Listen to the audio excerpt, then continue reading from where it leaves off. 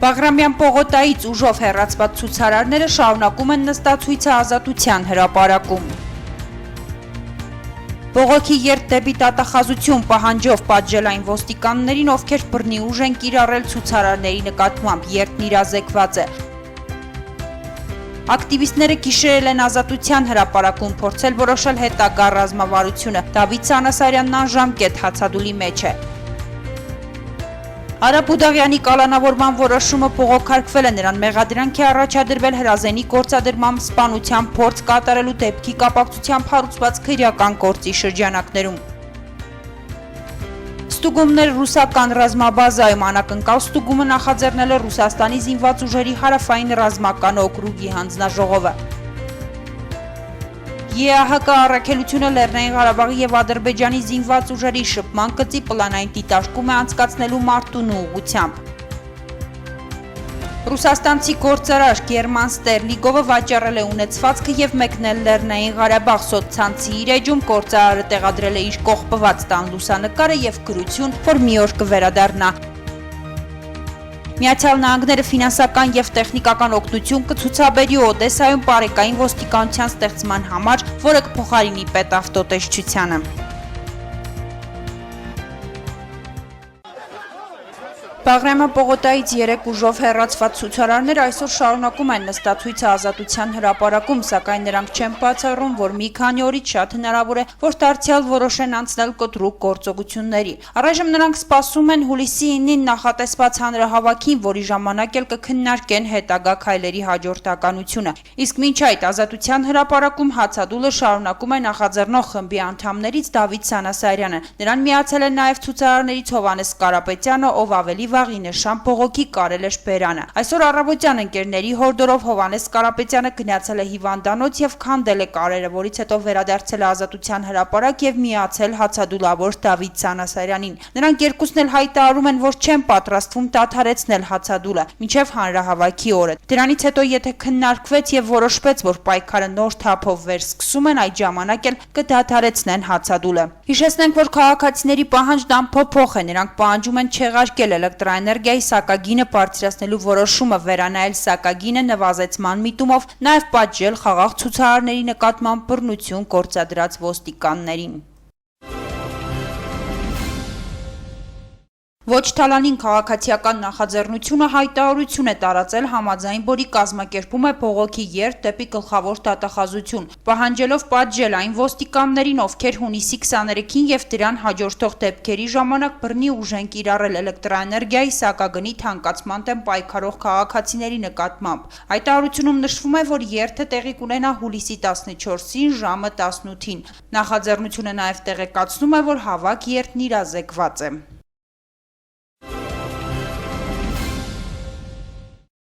Երեկ երեկոյան էլեկտրաէներգիայի թանկացման դեմ պայքարող շարժման ներկայացուցիչները հանրահավաք անցկացրեցին Ազատության հրապարակում։ Ակտիվիստները հայտարարեցին, որ իրականացնելու են բողոքի երթ դեպի Բաղրամյան պողոտա, սակայն ոստիկանները փակեցին ցուցարարների ճանապարհը։ Հայաստանի Հանրապետության փոխոստիկանապետ Հունան Պողոսյանն առաջարկեց վաղը դիմել Երևանի քաղաքապետարան, թույլտվություն ստանալ, այնուհետև իրականացնել երթը։ Վալերի Օսիպյանը եւս հայտարարեց, որ ոստիկանները թույլ չեն տա, որ քաղաքացիները երթ իրականացնեն։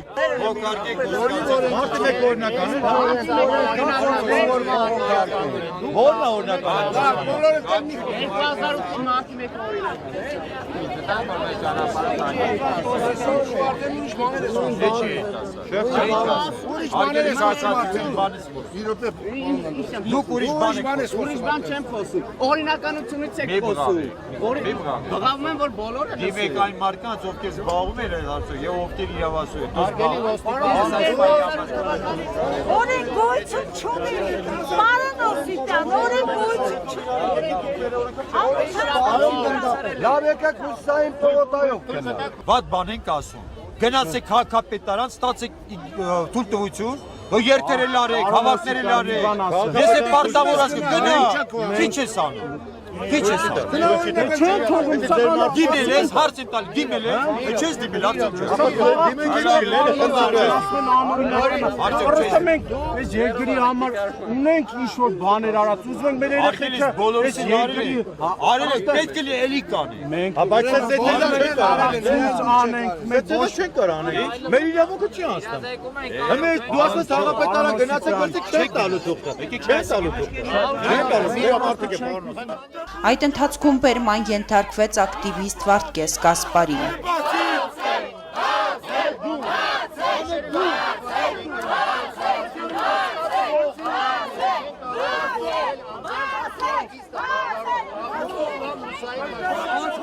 Քաղաքացիական ակտիվիստ Նարեկ Այվազյանը հայտարարեց, որ իրենք անցկացրել են խորհրդակցություն համակարգողների հետ եւ եկել են այն եզրակացության, որ քանի որ ոստիկանությունը հայտարարել է, որ թույլ չի տալու իրականացնել երթ, ավելորդ լարվածություն չստեղծելու եւ բախումներից խուսափելու համար առաջարկում էին երկու տարբեր լուծումներ։ Առաջինը ձևավորել խումբ, որը կմնա Ազատության հրապարակում եւ երկրորդ 5 շաբթի իրականացնել հանրահավաք Ազատության հրապարակում։ Մեր լուսավորիչ շարժումը բազմաթիվ հարկանակներ է գրանցել եւ շարունակելու է գրանցել։ Մենք ենք տերը մեր երկրի, մենք ենք տերը մեր երկրի։ Ազատության հրապարակում ելույթ ունենալով Դավիթ Սանասարյանը հայտարարեց, որ պայքարը շարունակելու են, որ անժամկետ հացադուլ է սկսում եւ կշարունակի այնքան, քանի դեռ հրապարակը լեփ-լեցուն չի լինի։ Հանրահավաքի ավարտին ակտիվիստները որոշեցին կիշերել Ազատության հրապարակում եւ ծրագրել հետագա քայլերը։ Հիշեցնենք, որ երեկ ոստիկանությունը նախ Բաղրամյան պողոտայից հեռացրեց որպես բարիկադներ ծառայող աղբամաններ, այնուհետև ցրեց շուրջ 2 շաբաթ տևած բողոքի ցույցը Բաղրամյան պողոտայից։ Ակտիվիստներից 46 հոգու բերման ենթարկեցին, իսկ ժամեր անց ազատ արձակեցին։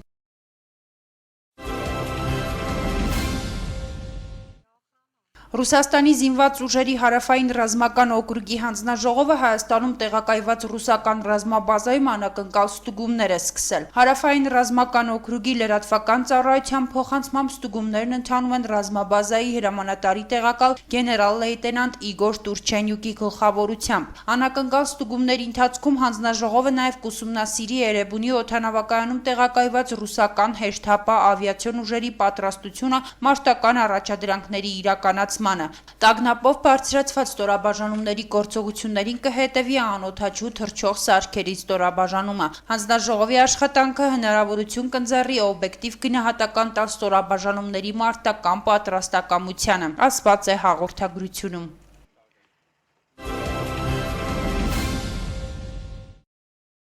Ինչպես հայտնի է, գնդապետ Արտակ Բուդաղյանի եւ հանգուցյալ Ավետիք Բուդաղյանի կրտսեր եղբայրը Արա Բուդաղյանը կալանավորվել է։ Նրան մեղադրանք է առաջադրվել Սյունիքի մարզպետ Սուրիկ Խաչատրյանի եւ նրա ուղեկիցների նկատմամբ 2015 թվականի մայիսի 20-ին հրազենի գործադրմամբ սպանության փորձ կատարելու դեպքի կապակցությամբ հարուցված քրեական գործի շրջանակներում։ Սույն գործի շրջանակներում կալանավորվել է եւս 3 անձ։ Իրավապաշտպան Ռուբեն Մարտիրոսյանը գալայի հետ զրույցում կարծիք հայտնեց, որ վարկածը առաջ է քաշվել Բուդաղյաններին լրացնելու նպատակով։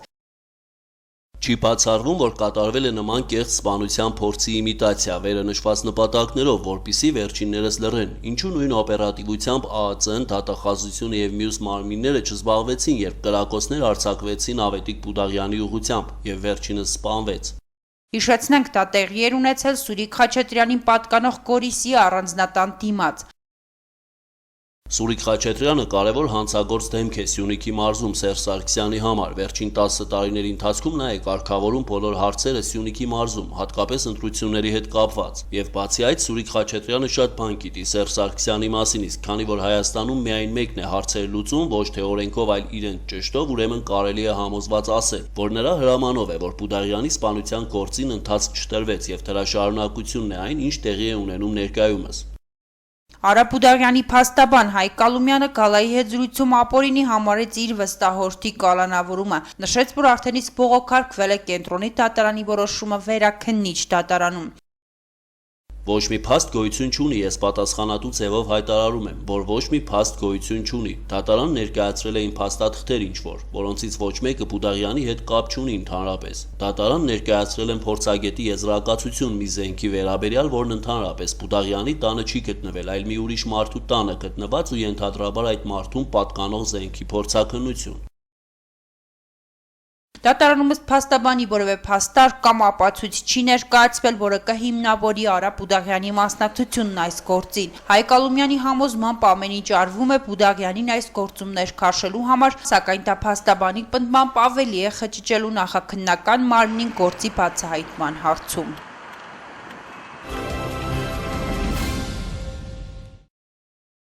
Հուլիսի 8-ին Լեռնային Ղարաբաղի Հանրապետության իշխանությունների հետ ձեռք բերված պայմանավորվածության համաձայն ԵԱՀԿ առաքելությունը Լեռնային Ղարաբաղի եւ Ադրբեջանի զինված ուժերի շփման գծի պլանային դիտարկում է անցկացնելու Մարտունու ուղղությամբ։ Լեռնային Ղարաբաղի Հանրապետության պաշտպանության բանակի դիրքերից դիտարկումն իրականացնելու են ԵԱՀԿ գործող նախագահի անձնական ներկայացուցիչ դաշտային օգնականներ Խրիստո Խրիստովը եւ Իրժի Աբերլեն։ Լեռնային Ղարաբաղի Հանրապետության իշխանությունները պատրաստակամություն են հայտնել աջակցել դիտարկման անցկացմանը եւ ապահովել ԵԱՀԿ առաքելության անդամների անվտանգությունը։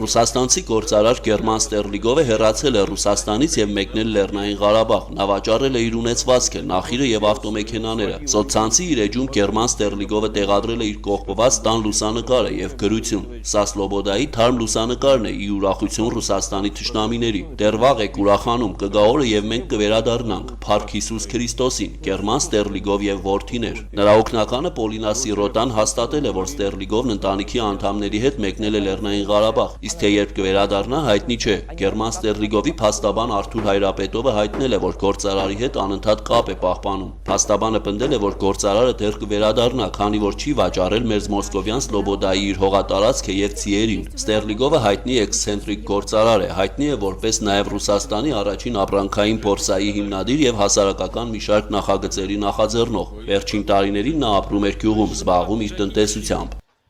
Жена разгильдяйка, пиджаки мне не шьет. Это плохо. Согласен. Хорошо. Но она уже хорошо шьет все платья. Это большая экономия для мужского бюджета.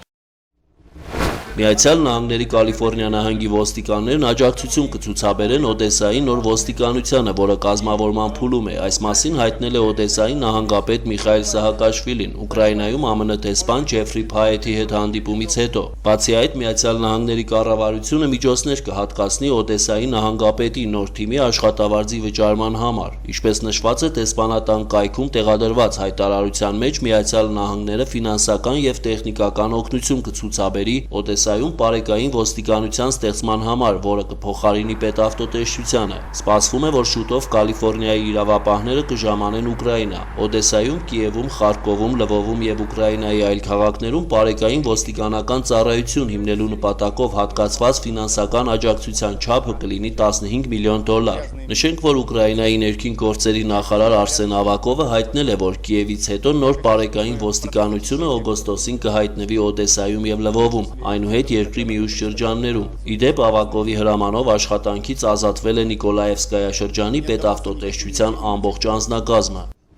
Միացյալ Նահանգները, որը գլխավորում է Իսլամական պետություն ահաբեկչական խմբավորման դեմ մարտնչող կոալիցիան, Սիրիայում ուժեղացնում է իր արշավը, հայտարարել է Միացյալ Նահանգների նախագահ Բարակ Օբաման։ Մեր թիրախն Իսլամական պետության առաջնորդներն են եւ Սիրիայում գտնվող նրանց ենթակառուցվածքները, որտեղից ամբողջ աշխարհում տարածվում է նրանց քարոզչությունը, ասել է Օբաման ելույթ ունենալով Պենտագոնում։ Նախագահի խոսքերով ծանր կորուստները, որ կրում են իսլամիստները, ապացույցն են այն հեռանկարի, որ խմբավորումը շուտով կպարտվի։ Միևնույն ժամանակ Օբաման նշել է, որ Իսլամական պետությանը հնարավոր կլինի հաղթել միայն այն ժամանակ, երբ Միացյալ Նահանգներն արդյունավետ օգնություն ստանա իր գործընկերներից։